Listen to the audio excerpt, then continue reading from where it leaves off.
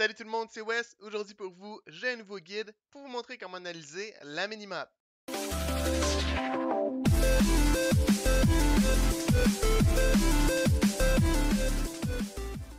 Pour commencer aujourd'hui, j'aimerais tous vous remercier pour votre support. On a atteint plus de 100 abonnés sur YouTube et également près de 150 followers sur Twitch. Également, j'aimerais prendre le temps de remercier Pencil, Paradox, Jax et Naru qui ont tous contribué à ce guide à leur façon. Quand vous allez commencer une partie, vous allez toujours commencer de la même façon, ce qui veut dire vous allez construire des maisons, un entrepôt, vous allez faire des villageois, mettre votre rallye-point de votre altar sur le bois ou la nourriture. Par la suite, vous allez attendre que vos villageois aient terminé de construire vos maisons et votre entrepôt. Au lieu d'attendre, je vais vous montrer une façon de récolter des informations sans même avoir besoin d'envoyer des éclaireurs à travers la map. Le tout vous aidera à repérer l'eau rapidement et donc le poisson, et également savoir à quoi la map ressemble avec ses élévations, puis avoir une petite idée de où se trouvent vos ennemis. Pour le guide, je vais utiliser le menu F1 puisque la map est plus grande, mais quand vous allez être habitué avec cette technique, vous pourrez utiliser la minimap. Et donc c'est parti! Vous allez sûrement remarquer que le trapèze qu'on voit dans les minimaps représente en fait l'image qu'on voit en ce moment sur votre écran. Donc rapidement, vous allez remarquer que quand on zoome vers l'extérieur, le trapèze s'élargit. Si on zoome vers l'intérieur, il rapetisse. Le trapèze qui est le plus reculé, donc le plus grand, va nous permettre d'analyser la carte plus rapidement, cependant avec des informations moins précises. Le trapèze plus petit va prendre beaucoup plus de temps à analyser la carte, cependant les informations seront plus précises. Personnellement, j'aime bien les mettre entre les deux, ce qui va me permettre de scanner la carte assez rapidement et d'avoir les informations décentes. Vous remarquerez que lorsque je bouge mon trapèze sur la carte, il change de forme. C'est de cette façon que nous allons récolter les informations nécessaires pour connaître la carte. Donc ici on peut voir que le trapèze est assez gros et large, mais à droite il est un peu plus difforme.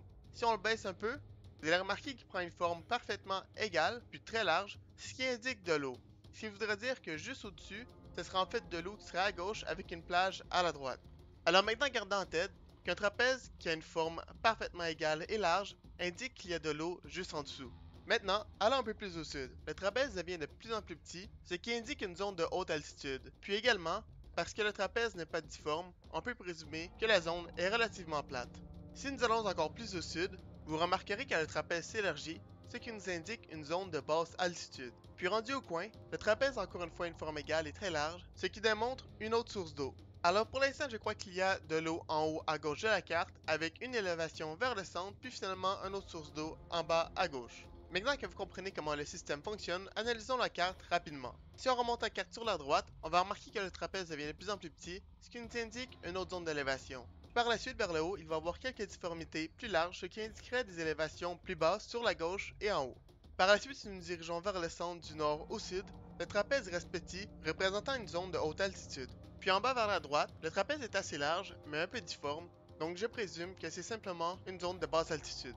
Puis en se dirigeant encore une fois vers le haut de la carte, c'était presque toute une zone de haute élévation. Jusqu'à ce que j'arrive en haut à droite de la carte, où on peut voir le trapèze d'une forme très large, ce qui nous indiquerait une nouvelle source d'eau. Par la suite, on peut voir le trapèze se déformer à droite, puis ensuite à gauche, ce qui nous indiquerait une île entourée par de l'eau.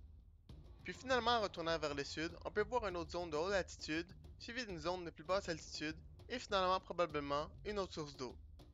Alors voici maintenant comment que je vois la carte. En haut à gauche de la carte, il y aurait une source d'eau suivie d'une plage et d'une zone de basse altitude. Vers le sud, il y aurait une zone de haute altitude, suivie par une autre source d'eau en bas à gauche de la carte. Par la suite, si nous nous dirigeons vers le centre de la carte, ce serait une zone de haute altitude du nord au sud. Si on se dirige en haut à droite de la carte, on va retrouver une source d'eau qui entoure une île, suivie par une zone de haute altitude vers le sud, par la suite une zone de plus basse altitude, et puis finalement de l'eau. Maintenant, regardons ensemble le replay pour avoir la vision de la map sans le brouillard de guerre. Donc, comme que je disais, il y avait bien et belle une source d'eau en haut à gauche de la carte, suivie d'une zone d'élévation un peu plus en bas, puis finalement une petite source d'eau en bas à gauche de la carte. Par la suite, on a bien et belle une île en haut à droite de l'écran, entourée d'une source d'eau, qui est cependant reliée au continent grâce à de l'eau peu profonde. Puis finalement, nous avons une dernière source d'eau en bas à droite de la carte, avec une petite île surprise que je n'avais pas repérée, due à sa taille et sa position. Pour ce qui est de la zone terrestre, j'avais très bien analysé la zone de haute altitude en forme de croix qui traverse la map, cependant la zone de basse altitude était un peu plus large de ce que je m'attendais. Quand vous allez jouer une partie, savoir où est l'eau, et donc le poisson, va vous donner un énorme avantage contre vos ennemis. Mais il y a également d'autres avantages, comme réduire la zone de recherche pour trouver vos ennemis, développer des stratégies comme par exemple ici il y a deux continents avec un pont, vous voulez prendre le contrôle du pont pour obtenir le contrôle de déplacement sur la carte. Puis également, si vous découvrez une île de l'autre côté de l'océan, vous pouvez envoyer des ouvriers sur un bateau pour aller récolter les ressources de l'île. Dans War Selection, vous n'allez jamais jouer deux fois dans la même carte dû au fait qu'ils sont générés aléatoirement. Cependant, le générateur de map a quand même une certaine logique. J'ai donc décidé de tester le générateur de map 50 fois avec un mode bac à sable pour voir quel type de carte le générateur allait m'offrir et voici les types de cartes qui sont revenus le plus souvent. On a premièrement les cartes Diamond qui ont une source d'eau à chaque coin de la carte avec généralement une zone terrestre en forme de losange. Par la suite, on a les cartes en forme C-shape due à leur forme. Puis nous avons les cartes océaniques avec des îles. Puis nous avons les split cards ou les strips cards si vous préférez, qui sont des maps séparées en bandes de terre et d'eau. Les cartes à pont qui sont plusieurs continents reliés grâce à un ou plusieurs ponts. Évidemment, il y avait d'autres cartes aléatoires qui me sont apparues, mais ceux-ci sont ceux qui sont revenus le plus souvent. Sur ce, j'espère vraiment que vous avez apprécié mon guide. Vous pouvez me suivre sur YouTube, sur Twitch et également sur mon Discord. Puis on se voit dans la prochaine vidéo.